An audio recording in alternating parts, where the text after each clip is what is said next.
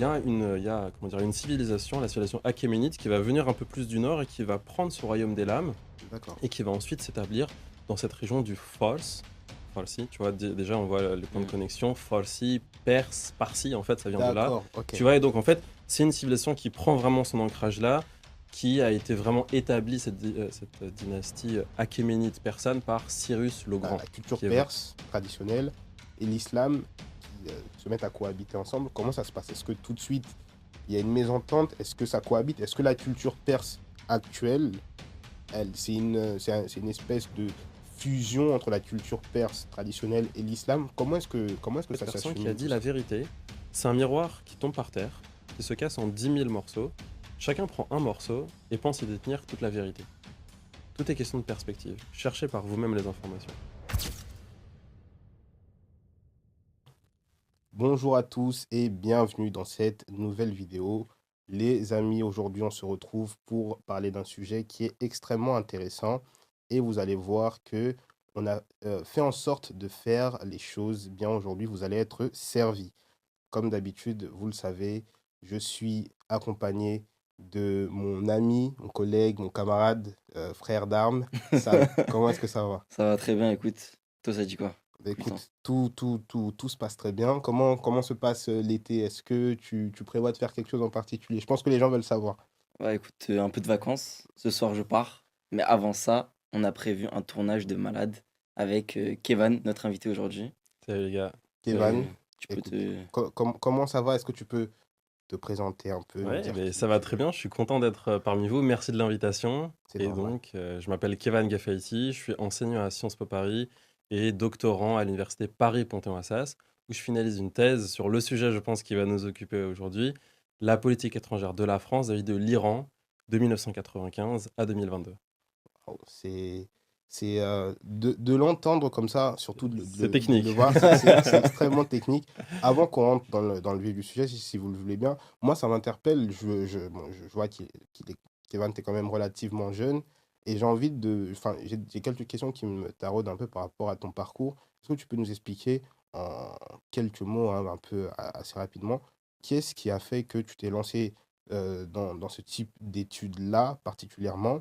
Et nous donner un peu, les clés, si je puis dire, pour en arriver là où tu es aujourd'hui. Je vais dire un truc, je pense qui est assez cliché, mais peut-être que vous allez être dans la même situation que moi ou vos téléspectateurs, vos auditeurs. En fait, moi, dès petit, dès que j'avais 5 6 ans, bah, en fait, mes parents, ils allumaient le JT, ils regardaient les infos et j'étais à côté d'eux et je regardais les infos. Et surtout quand on a des parents qui sont d'origine non française, d'origine étrangère, dans mon cas, origine algérienne, origine iranienne, et ben on est tout de suite connecté à ce qui se passe en Afrique du Nord, en Afrique, au Bien Moyen-Orient, sûr. à travers le monde. Et donc déjà, il y a comment dire, une graine qui est plantée, qui commence à germer pour essayer de comprendre ce qui se passe. Et encore une fois, c'est très cliché ce que je veux dire, mais j'étais le gosse où j'étais tout le temps dans les livres. Depuis petit, j'étais dans les livres, donc ensuite, ça a été la suite logique. Et ça a été l'envie de comprendre ce qui se passait quand tu allumes ta télé ou maintenant quand tu regardes ton téléphone, de comprendre, mais en fait, pourquoi ça se passe comme ci, pourquoi ça se passe comme ça. J'imagine peut-être pour vous, c'est un peu la même chose. Si, Oui, en fait, disons que moi, peut-être, et c'est un défaut que je me reproche et j'y repense très souvent. Je pense que, ce qui m'a fait défaut quelque part, si je peux le dire ainsi, c'est que moi, j'ai peut-être pas eu disons, la vivacité d'esprit de mettre à profit ce que je lisais dans les livres, parce que c'est vrai que moi, j'ai commencé à lire étant très jeune, mais pour moi, ça a toujours été un passe-temps au final. hmm. Et entre ce que je consommais comme contenu ou comme lecture, je l'ai jamais vraiment appliqué dans mon cursus Ouais. scolaire ou professionnel. Donc c'est peut-être, là, vous allez me mettre la larme à l'œil, parce que j'aurais pu avoir un doctorat, moi aussi, je suis passé à côté. Mais Ah, il est voilà, jamais trop tard, hein. Moi, j'ai des collègues dans mon labo, ils ont 40 ans, ils commencent un doctorat, donc t'as le temps. c'est vrai, Ok? c'est vrai. En soi, moi, je te rejoins sur cet avis-là parce que bah, du coup, moi, je suis d'origine iranienne. Et quand on a, entre guillemets, une double origine, enfin, on est franco-iranien, etc., bah, c'est important pour soi de connaître l'histoire de sa culture, de son pays d'origine, etc. Et le fait est que quand tu connais l'histoire de ton pays d'origine, entre guillemets, même du pays de nationalité, entre guillemets, où tu habites, où tu vis, bah, tu te dis que c'est tellement riche et c'est tellement vaste que tu as envie de comprendre un peu tout le monde en général. C'est ça, c'est Et ça. moi, c'est comme ça que ça m'est venu, entre guillemets. Et je sais pas si c'est aussi votre cas, mais dès que tu arrives au primaire, pas trop, mais quand tu arrives au collège, bon, les enfants, ils sont assez méchants entre eux, ok? Oui, Ça se oui, oui, chambre pas oui, mal, oui, etc. bien sûr. et j'avais pas les outils intellectuels pour répondre et pour mieux comprendre les choses quand j'étais petit. Ah, tu t'appelles Kevan, mais c'est Kevin, Oui, oui, oui, c'est d'accord, Kevan, ouais. c'est Kebab, c'était Ouais. le surnom, c'est Kebab. Mais attends, mais t'es iranien, tu veux dire t'es irakien, mais il y a la guerre chez vous, vous êtes des Ouais, terroristes. Ouais, Tu c'est vois, il y vrai a ça. souvent, et tu sais, quand t'as 10-12 ans, t'as pas le truc de répondre. Alors que maintenant, enfin, comment dire, je peux expliquer en long, en large, en travers comment bah, la culture iranienne, culture persane, elle est plus riche, plus ancienne que X pays d'Europe, que C'est vrai. bah, non, il y a pas la guerre, c'est pas des terroristes. Et en même temps, quand tu vois le pays sur place, quand tu t'y rends en vacances ou ensuite pour le travail, et tu vois ensuite le traitement médiatique en Europe et en Amérique du Nord, tu te dis, mais attends, c'est des mondes Ouais, Ouais, tellement complètement Ouais, différent. t'allumes ta télé, tu regardes ton téléphone. Parfois, c'est un petit bout, comment dire, un petit bout de la réalité qui est tissé comme étant toute la exactement. réalité. Ou sinon, c'est juste tricoté et tu te dis, mais c'est pas vrai. Ouais, Donc, c'est vraiment cette envie de comprendre pour moi-même et ensuite de faire comprendre. Je sais, j'imagine vous aussi, vous devez avoir des sujets bien où sûr, tu te oui, dis, mais oui, attends, c'est pas ce que moi je connais, c'est pas ce que moi exactement. je vis. Exactement, ouais. Eh ben, c'est parfait, justement. Moi, je vous rejoins aussi parce qu'étant donné que moi, je suis congolais, c'est un pays dans lequel il y a une guerre qui dure depuis quasiment une trentaine d'années, depuis que je suis né. Et c'est vrai que j'y étais, j'y reviens tout juste, il y a 2 jours. Et quand on voit effectivement le traitement médiatique par rapport à ce qui se passe là-bas, c'est sûr. Ma petite sœur qui venait avec moi, elle avait peur parce qu'elle pensait littéralement que le pays était en feu et qu'il y avait la guerre partout. Et au Ouais. final, elle a passé, je pense, les meilleures Mm. vacances de toute sa vie. Donc, ça contraste pas mal. Les amis, avec cet échange qui est fort enrichissant, vous m'avez mis l'eau à la bouche. Et j'ai envie, en fait, pour les personnes qui regardent la vidéo, il faut savoir que, comme je le disais avant qu'on commence à tourner, c'est la première fois qu'on va traiter d'un sujet que réellement, je peux dire que je ne maîtrise pas du tout. C'est-à-dire que la plupart du temps, quand je reçois des invités, c'est des sujets comment dire, dans lesquels j'estime avoir pied et que je maîtrise assez. Et généralement, les invités vont me rajouter des surplus de détails que je ne connaissais pas et m'éveiller éveiller certaines ombres qui étaient cachées. Là, j'ai juste envie de tout découvrir parce qu'on va parler alors de l'histoire d'une civilisation que je connais que très peu finalement, sans doute ultra stéréotypé parce que ce que j'en ai, je l'ai tiré de certains films, de certaines discussions, de certains récits qu'on fait avec des amis. On a des amis qui aiment beaucoup l'histoire et la culture, donc on cherche toujours un peu à savoir lequel de nos ancêtres était le plus fort. Donc, Ouais, ça c'est beaucoup de normal, il chauvisme, faut de la fierté, ça c'est beaucoup de normal. chauvisme qui est intervenu. Donc, je pense qu'avoir une vision qui est sans doute, qui va être sans doute assez tordue par rapport à la réalité. Donc, j'ai vraiment envie de connaître. Du coup, la question que j'ai envie de poser au tout début, et je pense que c'est une question qui est primordiale et que tout le monde se pose lorsqu'on parle normalement, enfin, notamment de tout ce qui se passe au Moyen-Orient par rapport à l'Iran, etc.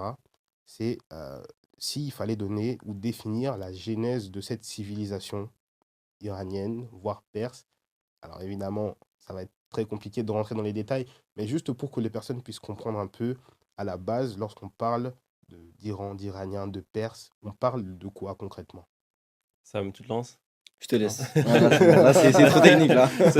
En 500 mots, comment résumer toute l'histoire d'un C'est pays? ça, oui. Non, mais on va dire en quelques phrases, ce qu'il faut juste voir, c'est que c'est aussi un des éléments de fierté pour l'Iran, c'est de dire non, on a une histoire très très riche. C'est ça. Parce que bah, tout à l'heure, tu parlais du Congo, tu vois comment en Afrique, tu as beaucoup de pays dont les frontières sont vraiment tracées au compas. C'est C'est des ça. angles droits, parce qu'en fait, c'est Exactement. des pays qui ont été tracés par, comment dire, par le colonialisme, et donc c'est des pays Exactement. qui sont très nouveaux. Mhm. L'Algérie, moi je suis d'origine algérienne, mais aussi 1962 l'indépendance. Ouais. C'est très très jeune, Ouais, c'est c'est vrai. à peine un demi-siècle. Alors que l'Iran, il y a ce truc de dire nous on a 25 siècles d'histoire, et ça fait Ouais. partie ensuite de la politique et dans l'identité. Ce qu'il faut voir, c'est que vous avez comment dire, une population qui va. Alors, on remonte vraiment très très loin, 5-6 siècles avant Ouais. Jésus-Christ. On a le royaume d'Élam qui est dans le nord du golfe Persique, le sud de l'Iran Ok. actuel. Et il y a comment dire, une civilisation, la civilisation achéménide, qui va venir un peu plus du nord et qui va prendre ce royaume d'Élam D'accord. et qui va ensuite s'établir dans cette région du Fars. Farsi, tu vois, déjà on voit les points de Mm. connexion. Farsi, Perse, Parsi, en fait, ça vient de là. D'accord. Ok. Tu vois, et donc en fait, c'est une civilisation qui prend vraiment son ancrage là, qui a été vraiment établie, cette dynastie achéménide persane, par Cyrus le Grand, qui est vraiment l'héros national. D'accord. c'est le Jules César, c'est le Alexandre le Grand D'accord, persan. Et à ça partir de perce. là, tu as différents empires qui vont se succéder. Tu as l'empire perse achéménide, qu'on a pu voir. Tu parlais des films tout à l'heure dans 300. Tu Il y vois, avait en général, on Xerxes, pense. par exemple. Xerxes. C'est Xerxes. Et surtout, petite parenthèse, parce que Xerxes, moi, d'un point de vue film d'action, le film, il est génial. C'est Mm. tu vois, des mecs qui se Oui, battent, bien sûr. t'attaques, c'est très très cool. C'est le goal physique, tu vois, les mecs, Oui, ils ont ouais, 42 ouais. abdos, enfin, c'est incroyable, tu vois. Ouais, Celui qui dit je veux pas avoir le corps de Léonidas, c'est un mytho, c'est pas bien possible. sûr, bien Tu vois, sûr. Ouais, ouais, ouais. physiquement, en termes d'action, ouais, c'est génial. Mais dès que tu grattes un peu la surface historique, tu dis déjà, enfin, Xerxes, c'est une sorte d'androgyne qui fait 2,50 m, Ouais, oui, qui est oui, bercé dans la sexualité. Et ça ouais. reprend des thèmes qui sont clichés du point de vue des Grecs vis-à-vis des Persans, en disant Mm. que la civilisation persane, si elle s'est effritée devant Alexandre le Grand, c'est parce que elle était pourrie, pervertie de l'intérieur, du fait de mœurs D'accord. volages. Et regardez comment, pour l'Empire ottoman, c'est exactement ce qu'on a dit. Après comment dire, Première Guerre mondiale, l'Empire ottoman il est en train de tomber en Ouais, déliquescence. Et on dit que ça a été le vieil homme malade de l'Europe, mais en fait, c'est parce qu'il y avait trop d'histoires dans les harems, des histoires de mœurs, la politique était pourrie de l'intérieur. Et d'accord. l'Empire ottoman, il se détruit. Ouais, c'est Pour, vrai. pour l'Empire persan, on a dit un peu la même chose. Voilà, tu as l'Empire persan achéménide, sassanide, il y a la conquête arabo-musulmane qui est très très importante dans l'histoire de l'Iran. Et ensuite, on a d'autres civilisations, notamment la Safavide. Là, on est au 15e, 16e siècle, 17e siècle, qui est très importante parce que Ok. c'est elle qui va mettre l'islam chiite comme religion d'État. Je pense qu'on va parler beaucoup de Ouais. schisme et D'accord, de religion bien ensuite. sûr. Donc, en fait, ce qu'il faut voir d'emblée, c'est que l'islam chiite, il est dans l'histoire iranienne, officiellement dans tout l'État, de manière institutionnelle, depuis 4 siècles. C'est ancien, mais c'est pas si ancien que Oui, ça. d'accord, ouais, je vois Tu ce que tu veux vois, dire. Ouais. l'islam, il est depuis 14 siècles, l'islam chiite depuis 4 siècles. Et après, on a eu donc beaucoup de dynasties qui se sont succédées jusqu'à 1979 avec la Enqilab Islami, la République islamique qui vient juste après la Révolution islamique. Voilà, D'accord, donc je pense, voilà, juste pour un peu recadrer, bien donc sûr. c'est une histoire qui est ancienne, ça c'est vrai, et ça c'est un motif de fierté pour l'Iran parce que, comment dire, un peu à l'image d'un grec ou d'un italien qui dirait nous on a eu Bien l'empire sûr, grec oui, ancien, nous on oui, a eu oui. l'empire romain, et ben les Persans ils vont être très très fiers, nous les Iraniens, etc. Surtout parce qu'ils vont se comparer ensuite avec les rivaux régionaux. Tu parlais du Moyen-Orient tout à l'heure, l'Arabie Saoudite, date d'indépendance 1932. Ils ont même pas un siècle. Bahreïn, Qatar, Après, il Émirats y a arabes pas mal de unis, ces pays-là, comme Bahreïn, etc. Ils faisaient partie de l'Iran aussi de bien base. sûr. Et donc voilà, c'est un motif de D'accord. fierté de dire nous on est très très anciens, les petits voisins d'à côté ils sont tout Ouais, neufs et ils n'ont pas d'histoire. Et donc ouais. c'est pour ça qu'on devrait avoir une forme de prééminence, d'hégémonie régionale. Voilà. D'accord. En fait, on est une des civilisations les plus anciennes au monde, tu vois, en comptant Oui, oui. l'Égypte, le Vietnam, si je dis pas de bêtises, Ouais. la Chine et l'Iran, du coup.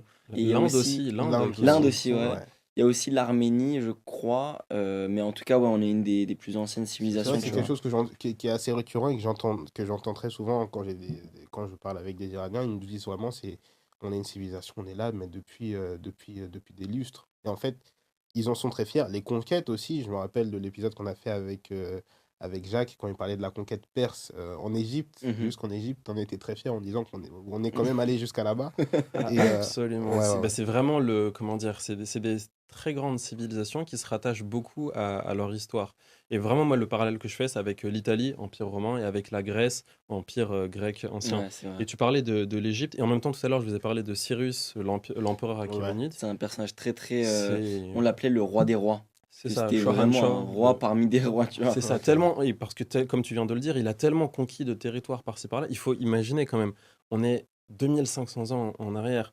On n'a pas nos téléphones, Oui, on oui, peut pas oui. snapper le voisin qui est dans l'autre Mhm. ville. Il arrive à faire un empire qui va littéralement, bah, c'est ce qu'avait dit votre intervenant, de l'Égypte jusqu'à l'Indus, donc on va dire Pakistan au nord de l'Inde, de l'Arménie dont tu parlais, du Caucase, allez, on va dire Yémen, Oman. Mm. C'est Ah un oui, oui, truc d'accord. Ah oui, énorme. oui, c'est Ouais, non, vrai. C'est c'est C'est vraiment pratique. énorme. Ok. on entend souvent, et ça c'est vrai, de dire que le plus grand empire qui a jamais existé, bon, il y a l'empire britannique, il y a eu l'empire au Mongol aussi, Moyen-Orient non? de Ah, Gengis Khan. ouais. Tu vois, Ouais. empire médiéval le plus grand au monde, c'est Gengis Khan. Ouais. L'empire antique le plus grand au monde, c'est l'empire perse, achéménide. Donc c'est là le motif de fierté. Et pour le petit fun fact, Cyrus le Grand, Cyrus II, c'est le seul personnage non religieux qui est cité dans les 3 textes sacrés pour les 3 monothéismes. Il est cité Ah dans ouais? le Coran, il est cité dans l'Ancien Testament, dans le Nouveau Testament. Putain, Parce que c'est incroyable. lui qui va libérer les... Quand il fait le cylindre de Cyrus, il Si, libère les ouais. Juifs de Babylone qui étaient martyrisés par les Babyloniens. Il permet la construction du temple juif. Donc il est chez les Juifs, il est sacré. il est sacré aussi, enfin comment dire, il est sacré, du moins il est honoré. Oui, Chez ouais, chez ok. les musulmans, la même chose, chez les chrétiens, la même chose. Donc vraiment, c'est, comment dire, et quand tu comprends ça, tu comprends aussi pourquoi l'Iran a une fierté presque débordante sur le Bien plan sûr, ouais, politique, bien de sûr. se dire, on va pas se laisser traiter comme du n'importe quoi, parce qu'on a été quelque chose, donc on veut être quelque chose, et on aimerait être ensuite quelque chose. Mais Mm. là, vous me l'avez teasé, sérieux, j'ai envie qu'on fasse Mais un fun truc fact, entièrement dédié ouais, à franchement, lui. Il ça devrait faudrait être le faire. incroyable parce que c'est lui, si je dis pas de bêtises, qui a énoncé, enfin, qui a mis en place la première charte des droits des hommes dans le monde en général, tu vois. C'est lui D'accord. qui a mis ça en place et en fait, c'est dingue parce que c'était il y a 2500 ans en arrière, tu vois. C'est ça. Genre vraiment Ok. pour te dire à quel point genre on était en avance entre guillemets sur le temps, tu vois. Là j'abuse du mal, tu vois.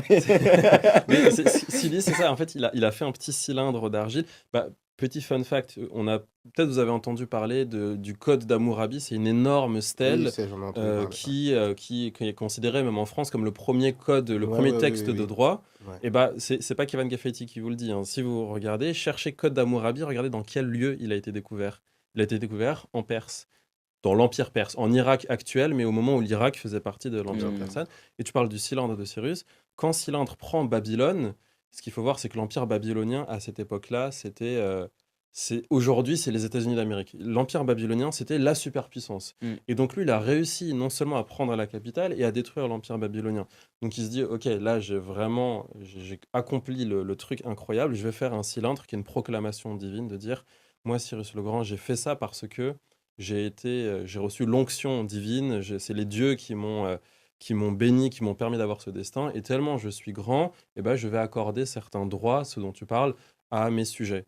Et donc là, encore une fois, D'accord. motif de Ouais, ouais, fierté, les ouais, Iraniens ouais. disent, oui, il y a eu la DDHC, la Déclaration des droits de l'homme et du citoyen en 1789, mais nous, on avait ça. Mais non, on avait Bon, ça. c'est un Ouais. sujet de débat parce que c'est pas, c'est, Oui, bah, c'est un texte juridique très en ancien. histoire, généralement, Voilà. quand toutes les grandes civilisations ont ce genre de truc, parce que pour aller trouver pour aller fact-checker, je veux dire, c'est assez compliqué de Évidemment. faire tout ça, mais c'est le beau de toutes les grandes civilisations. Je pense que quand on a des amis, comme moi, j'ai beaucoup d'amis qui proviennent des civilisations millénaires, Inde, Arménie, donc tout le monde est toujours très fier de ses racines.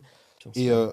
ce que je vous propose, c'est que on fera un épisode sur Sirius. Moi, vous savez, vous me l'avez teasé. J'ai envie de vraiment approfondir sur le personnage parce que je pense que c'est typiquement le genre de personnage que j'admire. Moi, il le sait, Gengis Khan, Ah ouais, on peut faire des films. ouais, ouais, Hmm. Il y a eu des films sur Alexandre le Grand, on peut faire ouais. il doit y avoir des films. Il y a une série Netflix sur Gengis Khan, Oui, oui, oui, ou non, sur Marco c'est Polo. Marco C'était Polo. Marco Ah ouais, Ouais, Polo, ça j'aime pas. voilà, ouais. et sur Cyrus, Cyrus 2, ouais, tu peux faire vraiment des séries Netflix, quoi. Ouais, non, mais on fera ça. Juste pour avancer un peu, j'ai une question, elle est sans doute toute bête, étant donné que vous êtes dedans, vous allez me répondre, mais alors, la culture, vous me corrigez si j'ai mal Vas-y, compris. vas-y. Donc, à un moment, on a la culture perse qui prédomine, et il y a un moment, donc je sais plus à quel moment, à quelle date, où il y a donc l'islam, donc la conquête, on va dire, arabo-musulmane, qui s'introduit dans l'équation. Et donc, il y a, j'imagine, dans un premier temps, un mix des deux croyances. Puis à un moment, les croyances, est-ce qu'elles cohabitent ensemble? On sait qu'on parle de la fameuse révolution islamique.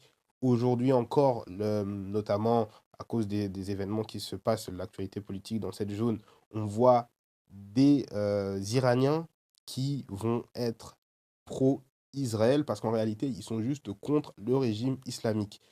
Donc, moi, la question que je me pose, c'est au moment où il y a la culture perse traditionnelle et l'islam qui se mettent à cohabiter ensemble, comment ça se passe? Est-ce que tout de suite, il y a une mésentente? Est-ce que ça cohabite? Est-ce que la culture perse actuelle, c'est une espèce de fusion entre la culture perse traditionnelle et l'islam? Comment est-ce que ça s'achemine tout ça? Mais c'est un peu tout ce que tu as dit à la fois, en fait. D'accord. Comment dire, c'est toute une nuance et toute une palette de couleurs. Alors les dates vraiment exactes, je sais qu'on est au début de la décennie 630, peut-être 632, 633, il y a la bataille d'Al-Qadisiyah, où tu as vraiment les Arabes, arabo-musulmans qui vont conquérir la Perse. Et pourtant, on vient de dire la Perse qui était un empire incroyable. Mais s'ils ont été Ouais. si forts, pourquoi est-ce qu'ils ont perdu? Parce qu'en fait, il y avait l'empire perse qui faisait la guerre contre le contender, l'autre empire très très fort, l'empire byzantin. Donc en D'accord. fait, ces deux empires, l'empire byzantin, empire romain d'Orient, et empire perse, qui se sont battus, qui se sont fait la guerre de manière très très longue et très très approfondie, qui ont été affaiblies. Et c'est ça en fait qui a permis ensuite à l'islam d'un peu prendre, comment dire, de tirer profit de cette opportunité et de se déployer. La conquête a été très rapide. Et ensuite, la conquête de l'islam, ça va du sud de l'Espagne jusqu'à la bataille de Talas en Asie centrale et même plus loin. Et en fait, par rapport à l'islam, ça a été une religion qui a été initialement imposée, mais comment dire, comme tant d'autres religions, Oui. le Ah oui, christianisme, oui, oui, oui. Bien ça a sûr, été bien sûr. aussi violent. Tu m'as dit que tu Oui, étais oui, oui. d'origine congolaise.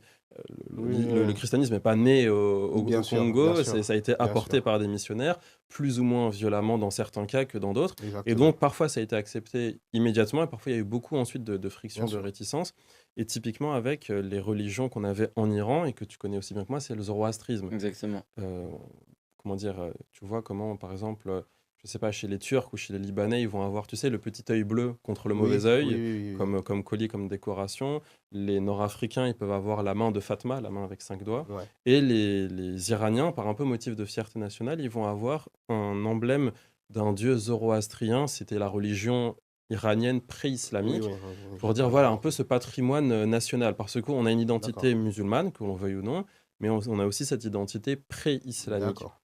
Et donc, c'est un peu toute cette palette qui va se faire tout au fil du temps. Et par rapport à ce que tu dis aujourd'hui, voilà, il y a du fait de l'histoire de l'identité nationale très forte de l'Iran, il y a des personnes qui la distinguent de l'identité religieuse.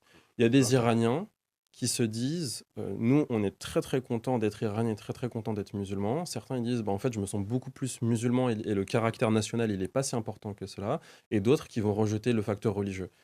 Ensuite, c'est chacun qui fait un peu sa marmite. Et ce qu'il faut, ça, c'est juste un petit point qui est important. Et aussi, il faut voir que l'Iran, puisque tu parlais de débunker Ouais.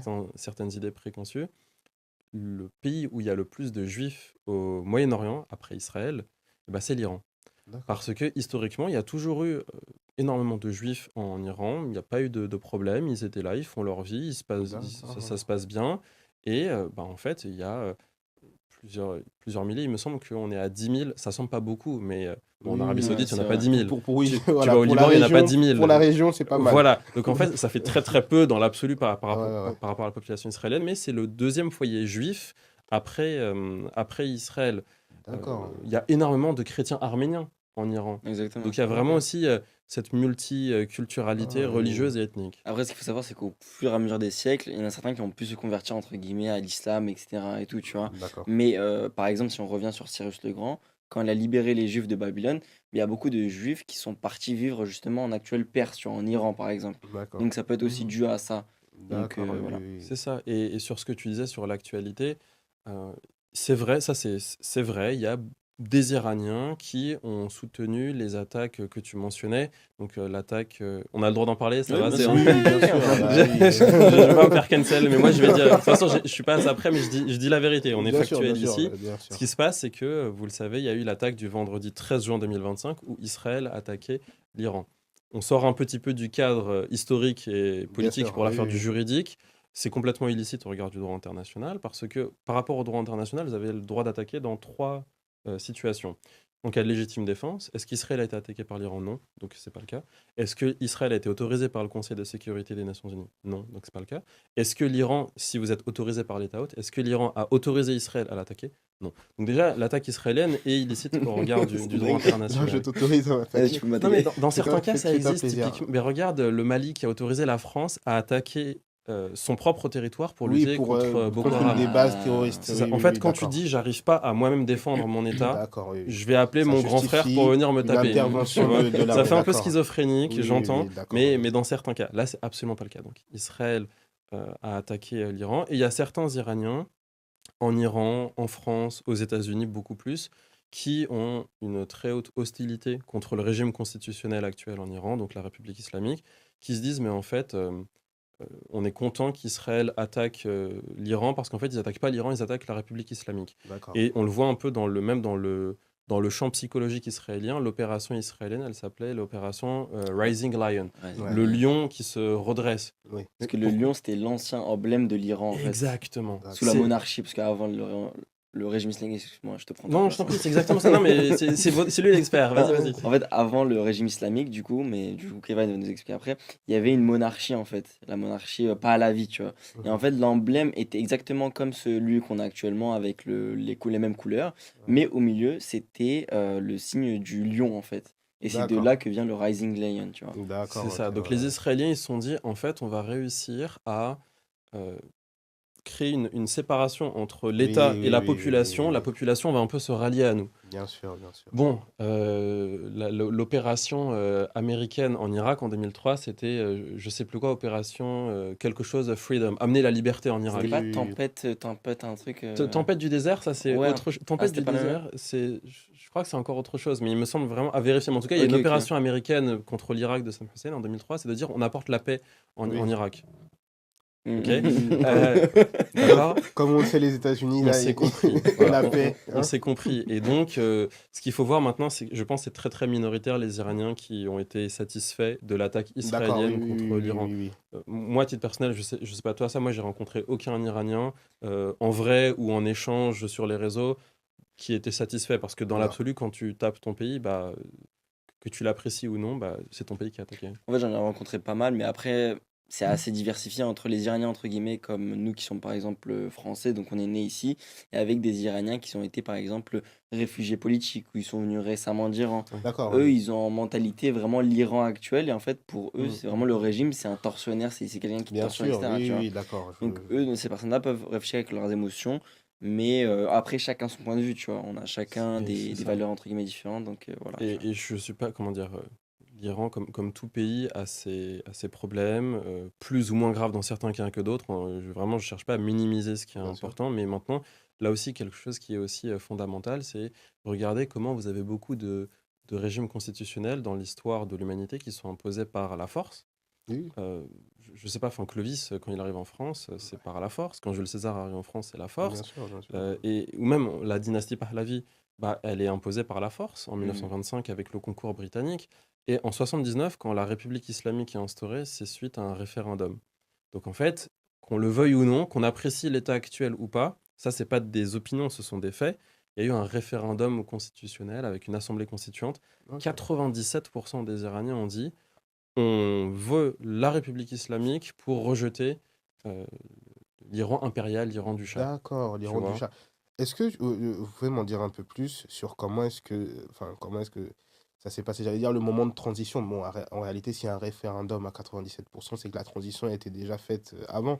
Mais à quel moment est-ce que l'islam, dès lors qu'il arrive et qu'il commence à s'installer petit à petit dans la région, à quel moment est-ce que ça devient de manière officieuse la religion, enfin la référence en réalité? À partir de quel moment ça se Ouais, fait et ouais, qu'est-ce ouais, qui va ouais. mener petit à petit à cette révolution islamique où on passe vraiment d'un pays qui devient musulman, enfin un pays musulman, ouais.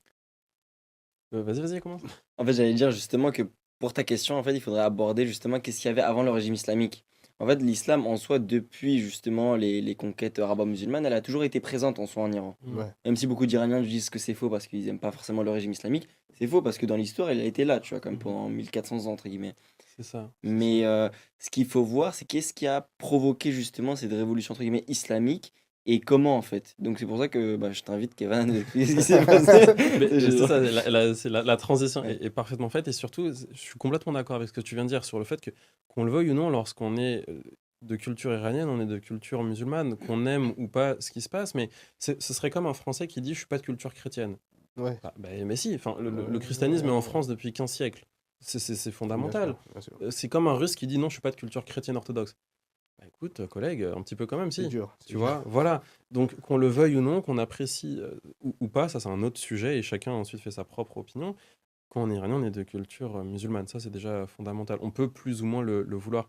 Et alors, comment est-ce que c'est devenu la référence par rapport à ta question? Peut-être pour faire un parallèle, regarde comment, dans l'histoire de l'Europe, est-ce qu'il y a une vraie séparation, au Moyen Âge, j'entends, à l'époque médiévale, entre Église et pouvoir royaux? Non. On a bien vu comment c'était le pape qui était nommé par tel roi, le pape qui faisait des business avec tel prince. Bien sûr, bien sûr. L'État papal, il avait des territoires. Bien Les sûr. gens, ils se, comment dire, regardent dans la noblesse. Le premier fils, il allait devenir noble. Le deuxième fils, il devenait évêque. Mais parce que cardinal de Richelieu, parce que c'est du Mhm. pouvoir, la religion, Bien sûr, n'est-ce pas? Il y a une, comment dire, une immixtion complète entre pouvoir spirituel et temporel. Mm. exactement, Donc ça, c'est pas propre à la France, c'est pas propre à l'Europe, c'est bien pas sûr. propre à l'islam ou à l'Iran, partout, n'est-ce pas? Regardez comment, comment dire, dans toutes les civilisations, bah, chez les chamans, le chaman c'est la religion, mais c'est le chef de tribu aussi, Bien ou du sûr, moins il ouais. conseille la tribu, ou dans la civilisation chinoise, ou que sais-je. Donc en Iran, c'est exactement ça. Depuis plusieurs siècles, vous aviez les religieux, donc les clercs chiites, qui étaient très très proches du pouvoir royal. Parfois qu'ils l'ont même pu un peu le contester. Et en fait, c'est ce qui s'est passé en 1979. En synthétique, vous avez la dynastie Pahlavi qui euh, correspond à peu près en fait à aujourd'hui la dynastie wahhabite en Arabie Saoudite. C'est une Ok, dynastie qui se dit très ancrée dans son identité, cependant qui est très très proche des partenaires occidentaux. L'Arabie Saoudite, le strategic partner, USA. Le, ouais. le partenaire stratégique, c'est les États-Unis. Oui, Mm. oui, oui. Pacte de Quincy 1945, et cette photo très connue entre le roi saoudien et le président américain, ils sont sur un porte-avions et il y a un pacte qui est signé entre Arabie Saoudite et États-Unis de dire pétrole contre sécurité et armes. Ça, c'est le deal. Et ben en fait, l'Iran, Pahlavi, c'est un peu la même chose. Vous avez alors, Reza Pahlavi, c'est plus avec les British. Et à 1942, vous avez Mohammad Reza, donc le dernier roi d'Iran, qui fait complètement un deal avec les Américains, qui est exactement ce que fait l'Arabie Saoudite aujourd'hui. Ok. On vous fait du pétrole et vous nous permettez d'acheter toutes les armes que l'on veut.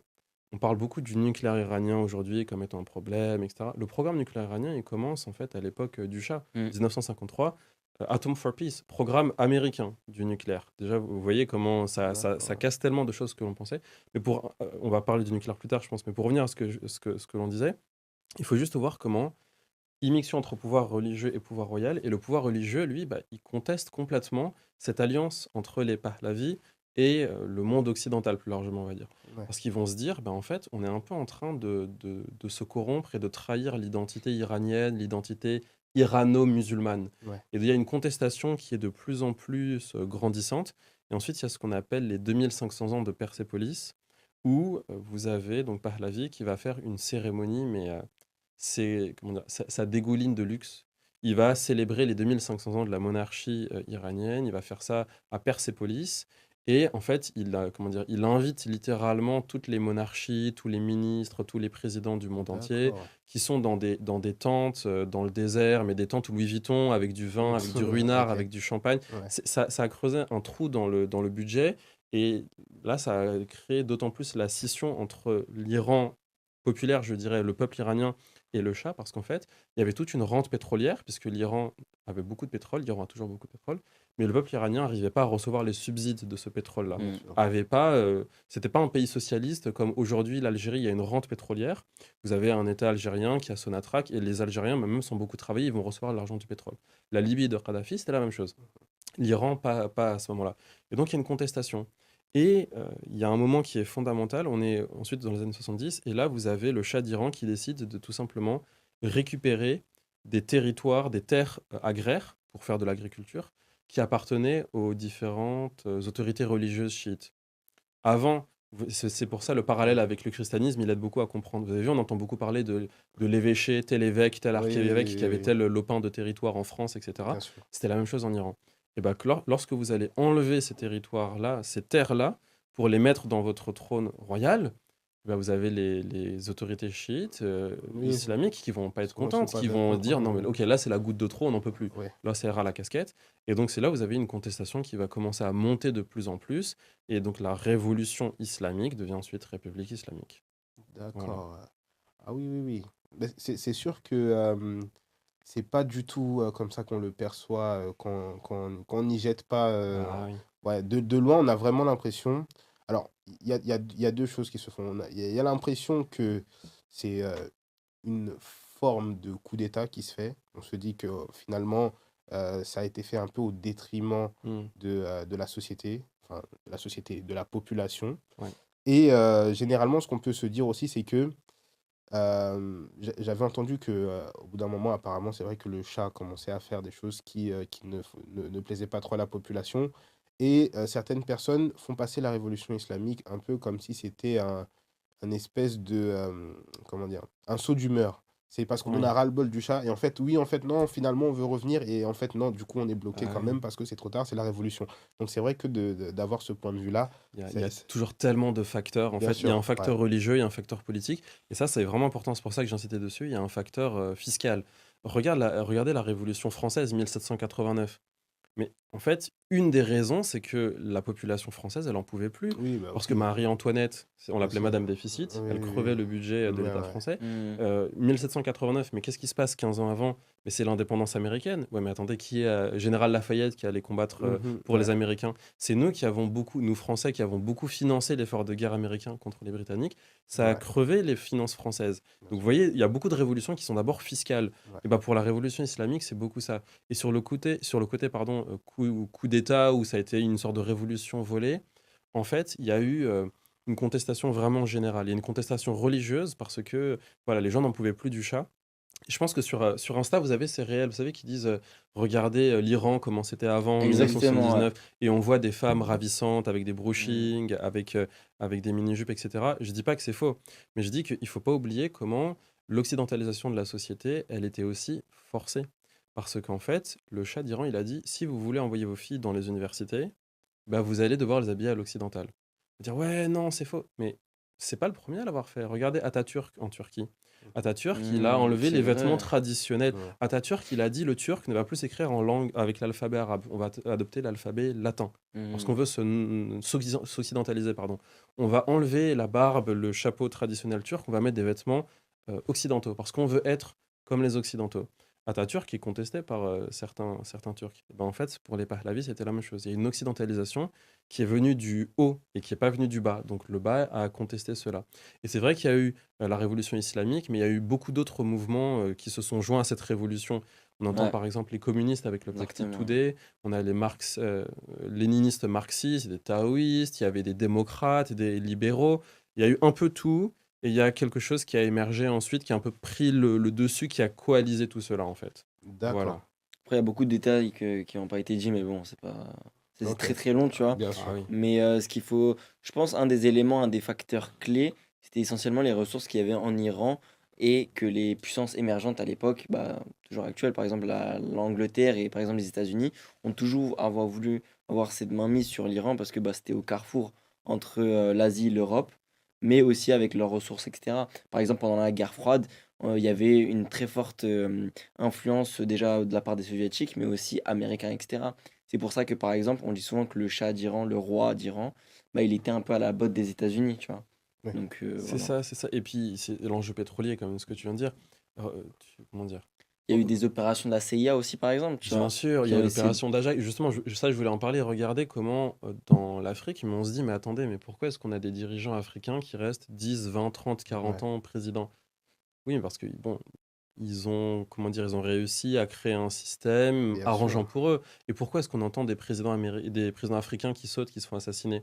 Parce que parfois, il y en a qui essaient un peu de bouger les choses. Ouais. Euh, Là, je maîtrise moins le continent africain, donc je vais moins en parler aujourd'hui, mais si on remonte un peu quelques décennies en arrière, regardez Thomas Sankara au Burkina Faso, comment dire, qui s'est fait assassiner par ses propres pairs parce qu'il a Ouais. voulu arrêter cette mainmise occidentale dans son pays. Bien Il sûr. avait, il, il avait dit une phrase, Thomas Sankara, que j'avais trouvé incroyable. Il est en conférence de presse, il y a François Mitterrand, et il dit l'impérialisme occidental commence dans l'assiette des Burkinabés parce que le millet que l'on mange, Ouais. il est subventionné par les Occidentaux.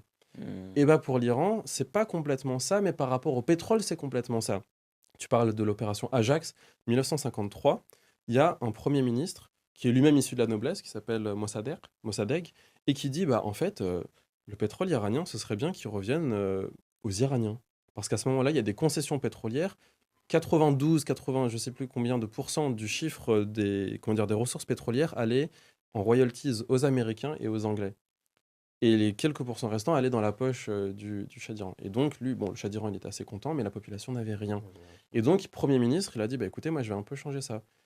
Qui n'était pas très content? Américains et Anglais, 1953, opération Ajax, euh, MI6 et CIA, coup d'État, et Mossadegh est mis de côté, résidence surveillée, prison chez lui. Donc oui, il y a vraiment cet enjeu religieux, mais politique et complètement financier, pétrolier. Hmm. Ouais. Exactement. Ok. Ouais. Ça fait, c'est beaucoup, hein. C'est beaucoup, ça fait Ouais, beaucoup c'est un sujet assez d'informations. vaste, hein, C'est ça. compliqué, C'est vaste. tout est, comment dire, l'Iran, c'est un pays qui est toujours attaché à son indépendance. Il y a vraiment ce truc de, il y a eu la conquête arabo-musulmane, mais on a réussi à conserver notre identité. Il y a eu les guerres avec les Grecs, il y a eu Alexandre le Grand, on a réussi à conserver notre identité. Aujourd'hui, on veut conserver notre identité. Dans certains discours, ils disent on veut pas être à la botte des Occidentaux, des Américains, des Européens, on veut notre propre... Et pas non plus à la botte des Russes et des Chinois. C'est vraiment identité. Il y a un des slogans révolutionnaires, c'est Naqarbi Nasharri, Jumhuriye Islami. Ni Est, ni Ouest, République islamique. Ni bloc américain, ni Mm. bloc soviétique, on est en 79, Ouais. puissance et indépendance nationale. Donc il y a vraiment ce truc de l'Iran qui s'estime un peu menacé de l'extérieur. Tu Ok. vois. Et qui va avoir son indépendance au final, hein. Mais du coup, moi, j'ai une question qui peut être vue, entre guillemets, comme une question provocatrice par certaines personnes. Parce Provoquons, que, provoquons. parce que moi, en fait, tout le monde le sait, les gens le savent, j'ai un environnement, enfin, disons que j'ai un entourage qui est très politisé, alors que ce soit de gauche ou de droite, parce on a toujours un mélange. Et j'ai des personnes qui, on parle de révolution islamique, mais qui, par exemple, la Révolution française, trouvent que c'est la pire chose qui est arrivée à la France, parce que c'est des personnes qui sont généralement très traditionnelles, conservatrices, qui Hmm. préfèrent la France d'avant, et un peu à Ils l'image, attendent le retour des Bourbons et de oui, Napoléon. oui, en Ouais. fait, un peu à l'image de ce qu'on disait tout à l'heure avec la République islamique, ils estiment que le problème en France, c'est la République. Parce que la République, c'est un peu l'antagoniste ultime de la France, de la vraie France. Enfin bref, voilà. Il y a des gens qui ont un peu Ouais. ça et qui estiment que la Révolution, c'est à partir de là que Ouais. la France a commencé à dégringoler. Et donc, la question que j'ai envie de poser, c'est la Révolution islamique, qu'est-ce qu'elle a changé euh, à la situation de l'Iran dès lors qu'il y a eu la révolution? Est-ce qu'il y a un avant-après notable, que ce soit culturellement, économiquement, je sais pas moi, socialement, etc. Qu'est-ce qui change au final lorsqu'il y a cette révolution? Ouais, c'est un changement complet. Hein. Mm, effectivement. D'accord. En fait, il y avait, comme Kevin l'a dit plus tôt, en fait, il y avait beaucoup de mouvements au moment où il y a eu cette révolution islamique. Il y a eu les communistes, il y avait les démocrates, les républicains, etc. Mais ça, peut-être que tu pourras plus m'en dire. Au final, c'est les islamistes, entre guillemets, qui ont pris le pouvoir. Après, je sais pas avec quel biais, etc. On m'a toujours dit c'est parce que, entre guillemets, le côté islamique, ils étaient en mode venez avec nous et après on va partager, vous en faites pas, Ouais, etc. c'est D'accord. vrai, Il y avait des c'est trucs vrai. comme ça, tu Ouais. vois. Après, je Ok. sais pas le vrai du faux, tu vois, Ouais, puisqu'on m'a ouais, raconté. ouais. On peut faire le parallèle avec la gauche actuelle. Regardez comment il y a une fédération des partis de gauche, et puis il y a peut-être un parti qui a un peu phagocyté les autres. On va viser personne. Mais ce que je veux dire, c'est que tu as complètement raison. En fait, il y a eu un peu le truc de. Ils avaient les masses, parce qu'ils arrivaient à haranguer toutes les foules pendant les prêches des vendredis dans les mosquées, et en même temps, ils étaient les plus véhéments, ils étaient les plus vocaux. Ils ont un peu trusté le mouvement. Et oui, c'est un avant-après fondamental. En fait, déjà, et aussi, il faut savoir que l'Iran, du coup, bah, est chiite. Et pas, enfin, c'est un islam, mais chiite, du coup, c'est deux branches différentes, tu vois, avec le sunnisme. Et c'est pour ça qu'il y a cette rivalité avec l'Arabie Saoudite, qui sont, eux, partisans sunnites. Et du coup, en fait, dès le moment où on est venu, entre guillemets, eux, ça leur a, je pourrais pas le dire poser problème, mais ils ont vu ça comme une menace. Et c'est pour ça que, suite à la révolution islamique, il y a eu, par exemple, la guerre Iran-Irak, qui a Ouais. duré 8 ans parce que c'était Saddam Hussein qui avait peur de l'influence chiite, parce qu'il y avait une minorité chiite en Irak, que ça fasse la même chose dans son pays. Du coup, en fait, D'accord, ils ont attaqué l'Iran pour aussi le pétrole, mais aussi idéologiquement, etc. Tu vois. d'accord. Ouais, il y a beaucoup de choses à dire, mais alors, pour revenir spécifiquement à ta question, il y a eu un changement à 180 degrés entre 79 avant et après. Ok. C'est tout ce que tu avais avant 79, tu l'avais plus, tout ce que tu n'avais pas, tu l'as. Imposition du voile islamique, puisque c'est un peu ça le truc un peu flashy, la Ouais, religion d'État devient, ouais. enfin, islam chiite duodécimain, c'est complètement imposé dans l'espace public, dans les institutions et dans la politique étrangère. C'est-à-dire que tout ce qui se faisait avant, on le refait plus. Alliance avec les Occidentaux avant? Non. Rejet Ok. de tout impérialisme. Pas que de l'impérialisme occidental, hein, aussi l'impérialisme Oui, oui, chinois, d'accord, oui, russe, oui. que sais-je. C'est vraiment C'est indépendance full complète. autonomie, ouais. Mm. Voilà, tout à l'heure, on parlait d'Israël. Comment dire, l'Iran avait de facto de très bonnes relations et très fournies avec Israël avant 79. Mm. Après 79, ce qui était l'ambassade d'Israël à Téhéran devient l'ambassade de Palestine à Téhéran. tu vois, pour te montrer Ok, le changement complet. d'accord, oui, oui. On soutient Arafat, on soutient l'OLP, l'Organisation de Ok, ah Libération de la oui. Palestine. Aujourd'hui, c'est pas une opinion, encore une fois, c'est des faits, hein, de dire que l'Iran soutient le Hamas, Oui, oui, oui, ça, l'Organisation du djihad oui. islamique. Dans l'idéologie, après, sur le plan matériel, financier, militaire, c'est encore un autre sujet. Il y a vraiment cette idée de dire euh, on soutient l'opprimé plutôt par rapport à l'oppresseur. On va supporter tous les mouvements anti-impérialistes et tous les mouvements républicains contre les mouvements royalistes, donc l'opposition à l'Arabie Saoudite. Et par rapport ensuite à la guerre en Irak, ça c'est un des trucs, c'est un des événements les plus traumatiques pour les Iraniens et qui font complètement, ça va programmer le logiciel de politique étrangère iranienne actuelle. C'est se dire, ok, dès qu'on a eu la révolution en 79, en 80 on s'est fait attaquer. Mais en fait, nous, on a réalisé à ce moment-là qu'on était seul contre le monde. Pourquoi? Parce que Saddam Hussein a décidé d'attaquer l'Iran, parce que l'Iran était désorganisé. Tu viens d'avoir une révolution. Bah, on Mm. t'attaque, parce que tu es désorganisé. Il y avait les Ouais. purges dans l'armée. Regardez ce qui se passe en 1789 en France, Révolution française. Il y C'est a, il y a toute l'Europe mais, qui tombe sur la mais France, hein. pourquoi?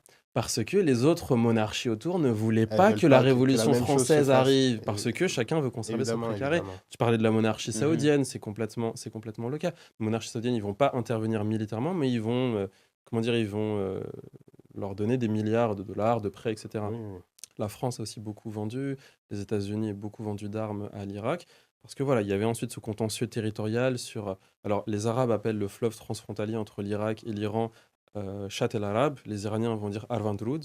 C'est un fleuve limitrophe, mais qui n'a pas été bien, comment dire, séparé d'un côté ou de l'autre sur le plan juridique. Ça a souvent été contesté, et c'est un fleuve où il y a beaucoup de pétrole. On y revient, toujours. Ok, Ah, le oui, golfe oui. Persique, tu parles. Ouais. Voilà, et en fait, c'est exactement ça. C'est un fleuve qui va ensuite se jeter dans le golfe Persique. Et donc, c'est pour ça que l'Irak va prendre prétexte et opportunité de ce moment-là pour faire la guerre à l'Iran. C'est une guerre qui, en fait, un peu comme la guerre de 14-18, l'Irak pensait que ça allait être une guerre très rapide, une avancée très rapide, et après, on allait pouvoir rapidement gagner la guerre. Et en fait, ça devient une guerre de tranchées, ça devient une guerre des villes, c'est une guerre qui est très violente.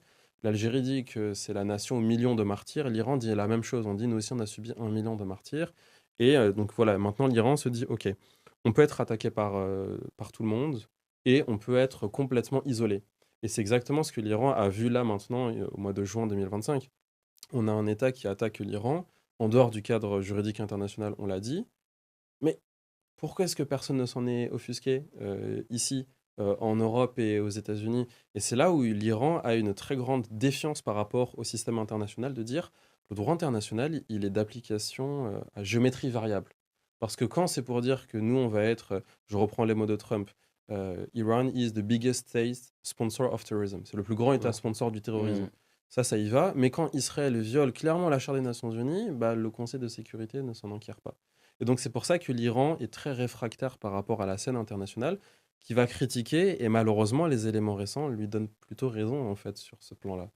Donc effectivement la République islamique a complètement changé la donne à de nombreux Et égards. est-ce que l'Iran, je vais un peu parler notamment de l'alternative à tout ce qui va être, je parle des grosses instances internationales, par exemple, on a vu les BRICS qui se sont faits pour un peu aller faire de la concurrence entre guillemets à l'OTAN.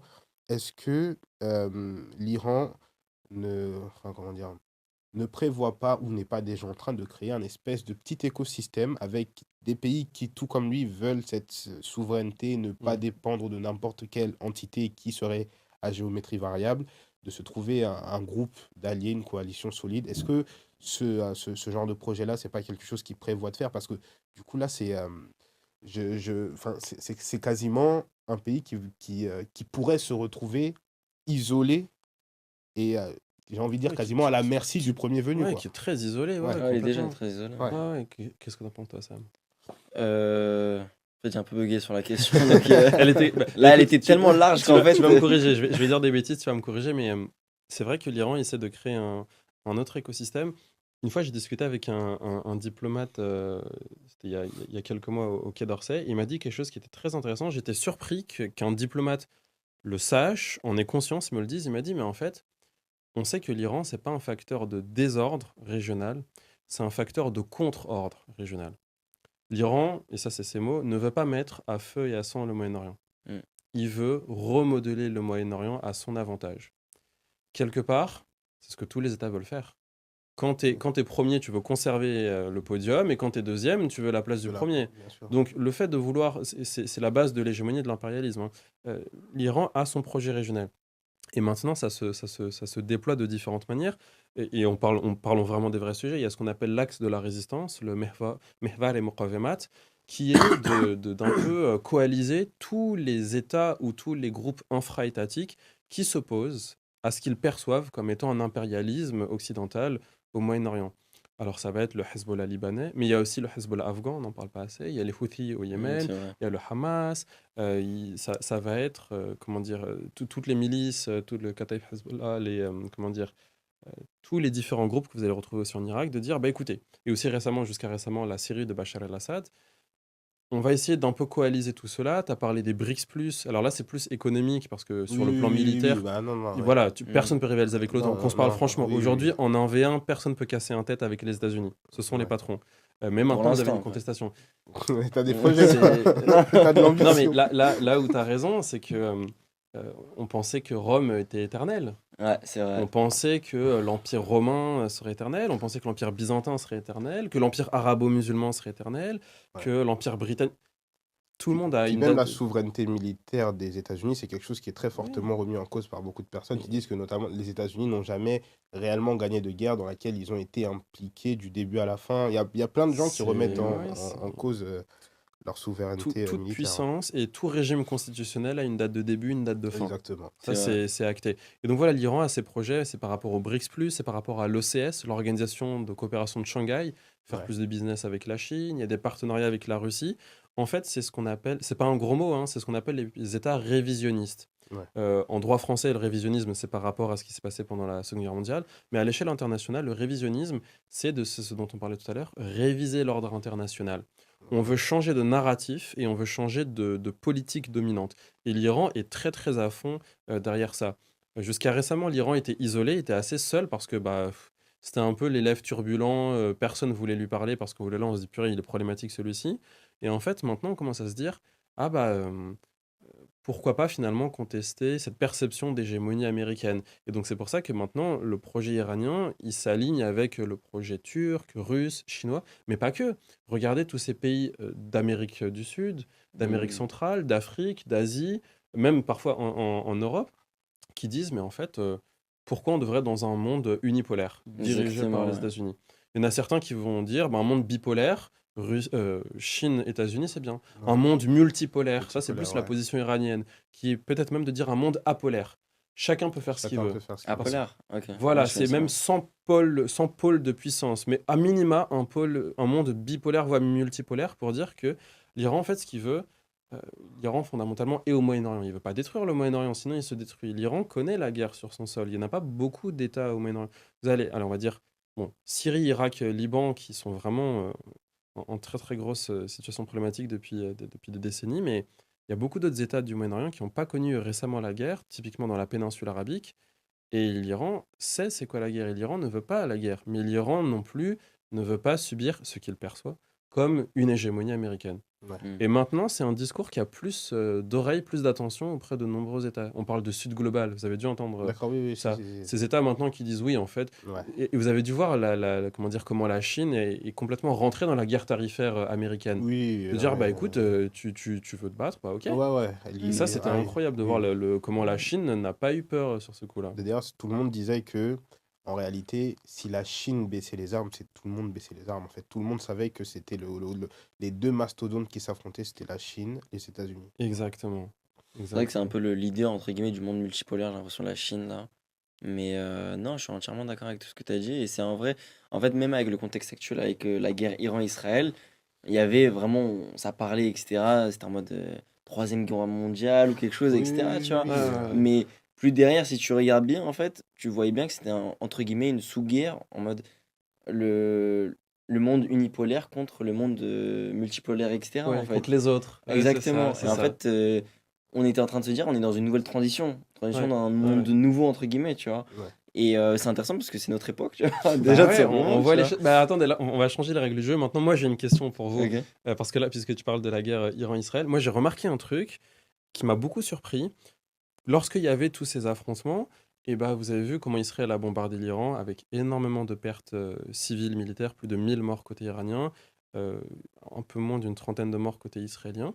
Mais lorsque l'Iran envoyait des missiles et bombardait aussi Israël, je ne l'ai pas vu sur les plateaux télé, évidemment, je ne l'ai pas vu dans les opinions politiques exprimées, mais je l'ai beaucoup vu sur les réseaux sociaux, au niveau de l'opinion publique euh, générale, française, mais africaine, européenne, beaucoup de Moyen-Orientaux aussi, qui en fait se disaient, mais en fait là, l'Iran est en train de faire ce qui, quelque part, aurait dû être fait depuis très longtemps. Là, c'est pas ce que moi je pense, Oui, je oui, dis ce que oui, les oui. opinions Mhm. publiques Et pensent, j'ai entendu parce que ça. j'ai vu beaucoup de Libanais, beaucoup de Syriens, les Palestiniens n'en parlons pas, qui se disaient, mais en fait, Israël est un État qui s'estime menacé par son environnement, euh, mais c'est Israël qui a bombardé le Liban, c'est Israël qui a bombardé l'Égypte, c'est Israël qui a bombardé la Syrie, c'est Israël qui a bombardé l'Irak, c'est Israël qui a bombardé l'Iran. Vous voyez que la liste est assez longue. Mhm. Et là, en fait, comment dire, j'avais vraiment l'impression que les opinions publiques se disaient, ah bah en fait, il y a quelque part une sorte de rééquilibrage, parce que Oui, tu oui. tapes tout le monde, mais au bout d'un moment, tu reçois aussi des coups. Donc moi, j'étais vraiment choqué, surpris de voir l'opinion publique bah, qui ne criait pas l'opprobre contre l'Iran, mais de se dire l'Iran est en état de légitime défense au regard de la Charte des Nations Unies. Oui, oui, bah, surtout, moi j'ai envie de dire, surtout pour moi qui vraiment n'y connais rien et qui ai regardé le conflit d'un point de vue extérieur, moi je crois que j'ai su que Israël avait donc fait le bombardement Mm. grâce à Sam, qui soit tu me l'avais envoyé, soit tu avais mis une story, C'est possible que j'aille une et story. donc je suis allé le voir et je lui ai dit, mais pourquoi? Parce que Ouais. je sais qu'il y a, entre guillemets, une guerre, il y a des chamailleries entre la bande de Gaza et Israël, mais qu'est-ce que l'Iran vient faire dedans? Et donc, à partir de là, Mm, mm, mm. tu m'avais expliqué, et c'est vrai que même de mon côté à moi, étant donné que sur les réseaux sociaux, les personnes que je suis, on n'est pas du tout des personnes qui sont familiarisées Oui, avec... bah, même là, j'ai vu un sentiment qui arrivait et qui disait, mais en fait, pourquoi? Personne ne comprenait en réalité l'action oui, qui avait été faite. Et c'est vrai que là où d'habitude les gens était plutôt du côté d'Israël, parce que bon, faut pas se mentir, le côté israélien, il est très, enfin, comment dire, moralement, c'était très dur de s'attaquer à eux parce que voilà, il y a toute une histoire derrière mm. cet état qui fait que c'est très dur de s'en prendre à eux. Mais là, c'est la première fois que c'est vrai que je voyais tout le monde en train de dire, en fait, pourquoi est-ce que vous faites ça? Ouais, voilà, donc c'est Voilà. pas mon sentiment isolé, toi Non, aussi non, non, même t'avais moi, ça ressenti arrivait ça. Ouais, il y jusqu'à a moi, effectivement. plusieurs théories sur ça, mais déjà, je vais répondre un peu à ce que Kevin a dit, mais je vais rebondir sur ce que tu as dit.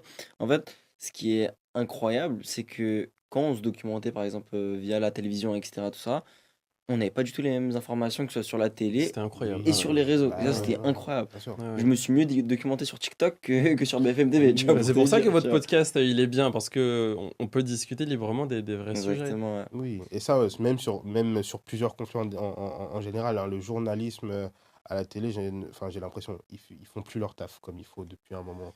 Bah, c'est Parce que, très médiatisé. En fait, tu te rends compte que la guerre, elle est pas seulement bah, de la vraie guerre, mais elle est aussi économique, politique, c'est aussi beaucoup de propagande. Et en fait, évidemment, ça joue sur tous les Oui, terrains. oui. Et les réseaux sociaux, ça joue activement, sans le vouloir, mais entre guillemets dans la guerre, parce que ça joue sur bien la sûr. propagande, etc. et Ah, tout. Ouais, mais moi je totalement. pensais pas sans le vouloir, enfin, c'est la guerre d'opinion, t'as Ouais, complètement c'est raison. ça. Tout à l'heure, tu parlais du fait que les États-Unis auraient jamais gagné de conflit, mais la guerre du Vietnam, comment dire, c'est un conflit très très lourd entre le Vietnam et les États-Unis. Ouais. On dit que comment dire, le Vietnam a perdu la guerre sur le plan stratégique, sur le champ de bataille, tu peux pas battre les Américains, mais les Américains ont perdu sur le plan moral parce que ils en avaient marre d'envoyer les boys, d'envoyer les soldats se faire aussi tuer dans les forêts vietnamiennes. Et donc, c'est comment dire, c'est l'opinion publique américaine qui a dit on arrête cette guerre, on n'en peut plus. Bien sûr. Et donc, c'est Mhm, vraiment l'enjeu de l'opinion publique et de, comment dire, de l'esprit des populations. Je suis exactement. complètement d'accord Ouais. avec toi sur ça. Et par exemple, pour revenir sur ce que tu as dit, par exemple, bah, tu as été choqué en mode pourquoi genre, Ouais, Israël a ouais, attaqué ouais, ouais. l'Iran, etc. En fait, moi, j'ai parlé à pas mal de personnes et il y avait plusieurs théories qui se faisaient, tu vois.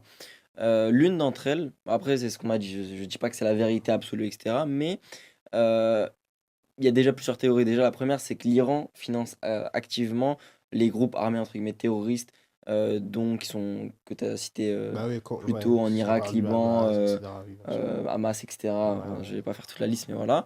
Donc, en fait, entre guillemets, abattre l'Iran, abattre le régime islamique d'Iran, c'est comme Fermer abattre le dernier boss, tu vois, ouais, le final. fermer la fontaine. Exactement, Voilà. tu vois.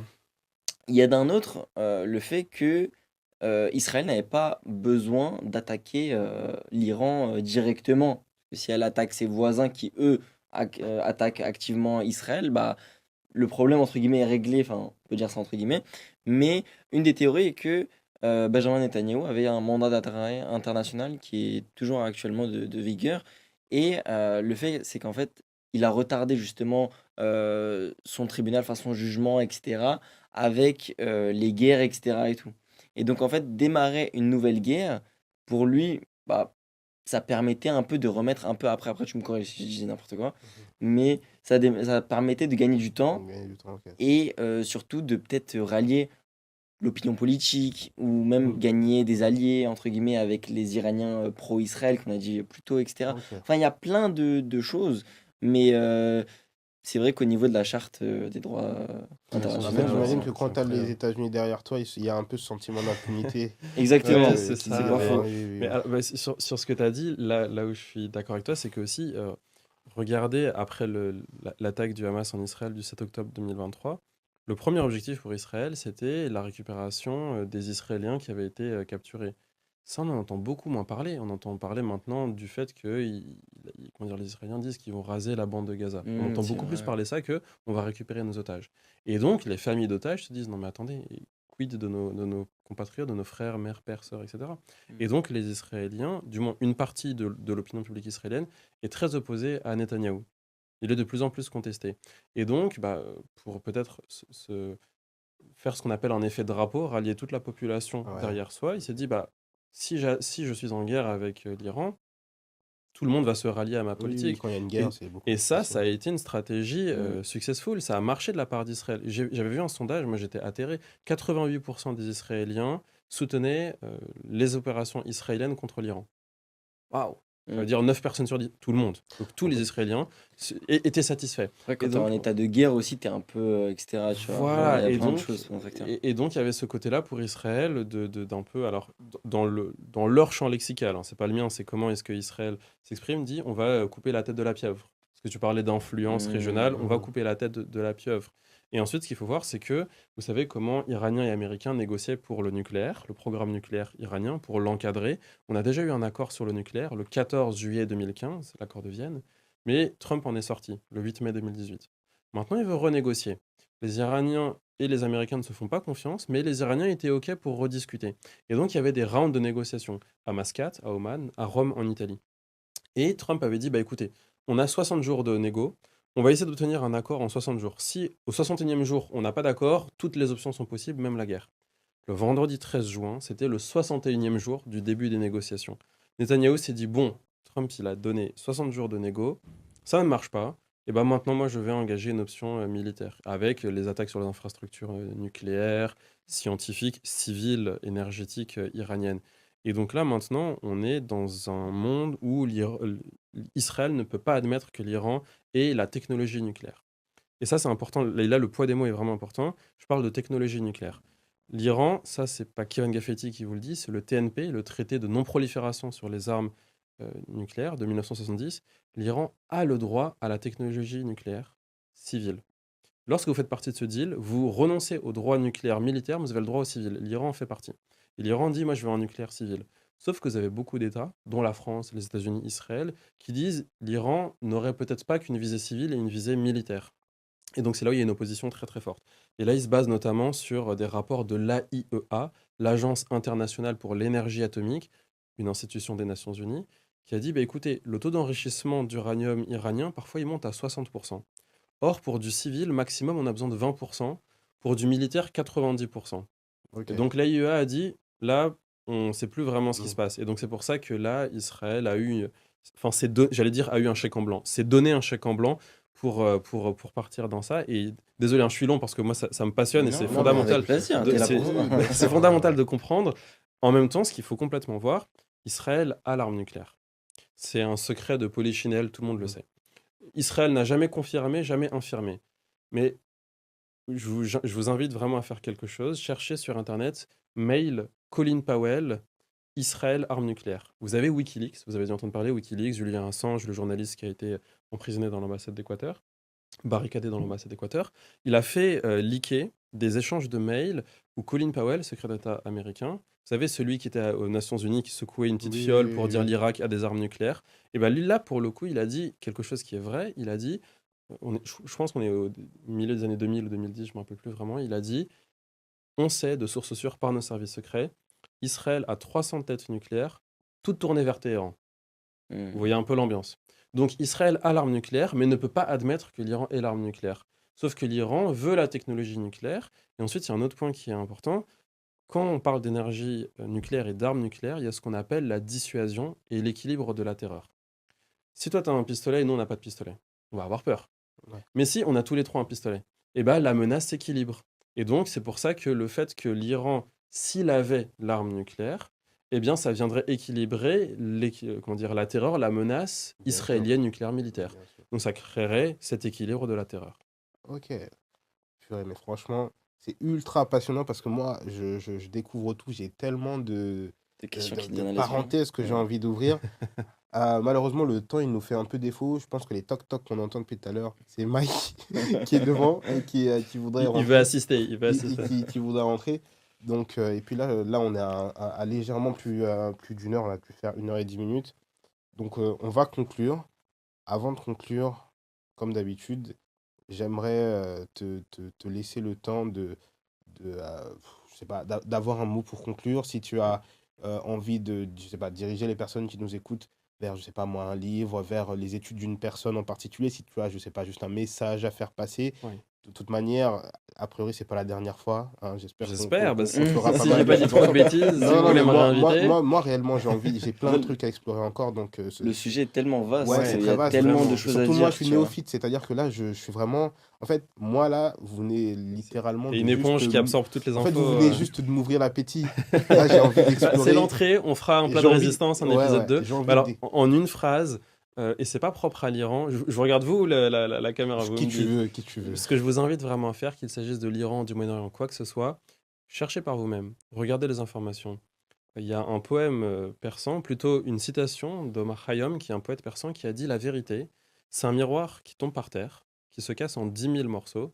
Chacun prend un morceau et pense y détenir toute la vérité. Tout est question de perspective. Cherchez par vous-même les informations. C'est Mais magnifique. c'est incroyable C'est ça. magnifique. Drop de mic. C'est magnifique. Je suis C'est choqué. magnifique. C'est incroyable. Je sais pas, est-ce que Samy, tu veux rajouter quelque chose pour finir à la fin? En fait, c'est tellement beau que je préfère rien dire Moi, il parce n'y que a, y a là. rien à dire. Écoutez, les amis, Ah, il y a, merci beaucoup. je pense qu'il n'y a plus rien à rajouter. Kevin, écoute, c'était un plaisir, franchement. Plaisir C'était partagé. Merci beaucoup c'était de top. l'invitation. J'ai adoré l'exercice. Bah, tout l'honneur est pour nous. J'espère qu'on aura l'occasion de refaire ça. Sam, merci parce que j'étais en voyage. Sam, c'est vraiment lui qui m'a incité à le faire. J'étais dans un endroit où il n'y avait pas de réseau. Il m'a harcelé, mais Daniel, réponds, etc. Et je suis revenu du voyage, je crois que c'était il y a 2 jours, et là, on le fait, et ça en valait largement le coup. Donc, merci à toi. Et merci en général, parce qu'il me relance pas mal Et pour ça. merci à Et, vous, Daniel, Sam, c'était super. bah, Merci beaucoup. Super intéressant. plaisir est partagé. Merci à vous tous et à vous toutes d'avoir regardé cette vidéo. J'espère qu'elle vous a plu.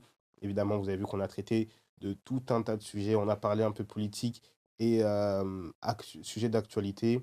N'y voyez aucune prise de position. Je pense que vous avez clairement compris que le but ici, c'était d'être factuel. On vous a donné des faits. On vous a incité ici très clairement à aller regarder par vous-même. On ne fait aucune propagande.